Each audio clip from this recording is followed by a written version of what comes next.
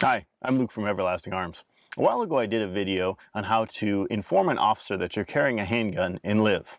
The video went viral. We got almost 3 million views on that, and a lot of people had a lot of great questions and a lot of interesting comments on that. One of the things that we keep seeing though when these jury verdicts come out on officer shootings, that a lot of people are saying, well, the officer should have done this or they shouldn't have done that. This social justice idea is becoming more and more prevalent, especially on the internet, on Facebook and other social media platforms. We need to be very careful about this though, because we need to make sure that if we are going to make judgments, if we are going to cast these decisions and make these opinions, we need to be informed properly. And there's a lot of things that I think people just don't quite understand. They say, oh, the officer should have used a taser. Well, most people don't understand that tasers are not terribly effective all the time. Depending on the clothing that they wear, both prongs have to stick, and if they don't stick properly, you're not going to get the electric charge that's needed. Or even if they do get the electric charge delivered, they're not always very effective, especially on people that are on different types of drugs. So if someone has a gun, an officer's response with a taser would be foolishness.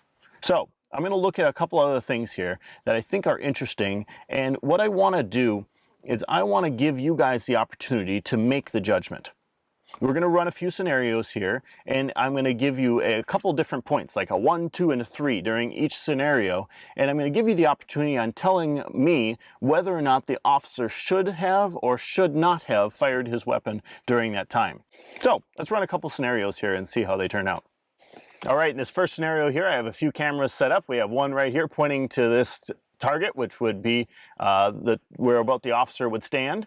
Then we have this camera over here, and this will give you a little bit better view of what I'm doing here, because the officer in this position can't see very well from here, but you can see really well what's happening over here. So it's going to give you a little bit of a better idea of what's going on so that you can see something that the officer doesn't get to see. Let's run a few scenarios. Now, in this scenario here, the officer has pulled you over and he says, "Stop, show me your hands."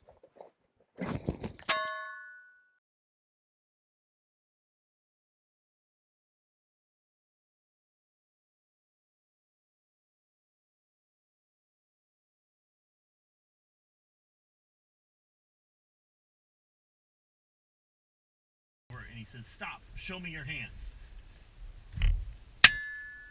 But I'd like to know what you guys think and when the officer should have shot at which point. Now, in this situation, again, the officer's pulled you over and he says, "Show me your hands." You say, "I got my driver's license in here." He says, "Show me your hands."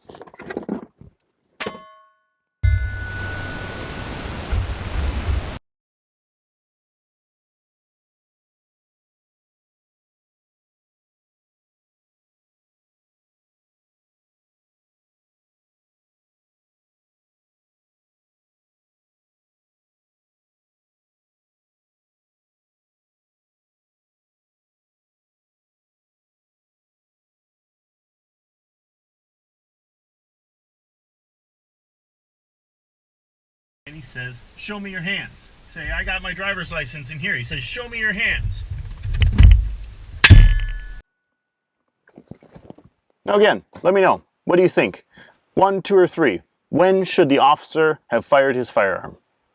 I've got a couple more scenarios. We're going to get out of the car. We're going to do a few of these and see what you guys think. All right, now for this situation, we're going to have just an officer on the street interaction with another individual. And the officer says, "Let me see your hands."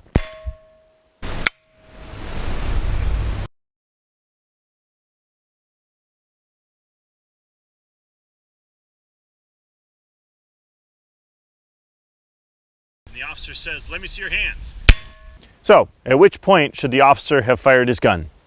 So now in this interaction, the officer is going to tell an individual to show him his hands again.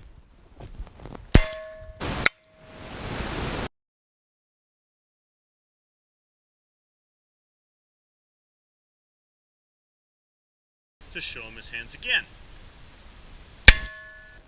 Now, at which point should the officer have fired his gun? Little things that you can look for and understand a little bit more of why an officer makes the decisions they make and when they have to make them. All this happens really, really quick. Now I want to talk a little bit about what our reaction time is. And the way we're going to do this is I have a timer here on my belt, and I'm going to push this button and it's going to give me a beep after a random start. after I fire the first round, it will tell me how fast that round was. Now the purpose for this is to show what sort of reaction time an officer has to deal with. Now this is my competition rig. This does not have a retention system on it. An officer has to deactivate the retention system and then first draw his firearm. Now this is one I practiced with quite a bit. I'm not the fastest by any means, but this will give us a sort of a baseline to say, well, an officer probably never going to be faster than that at least. So let's run a few drills here and see how fast our reaction time really is. 0.83.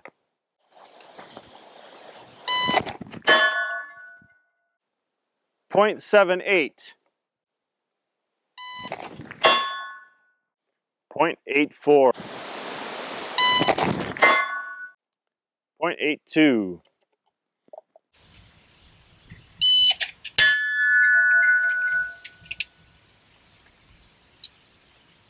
0.78.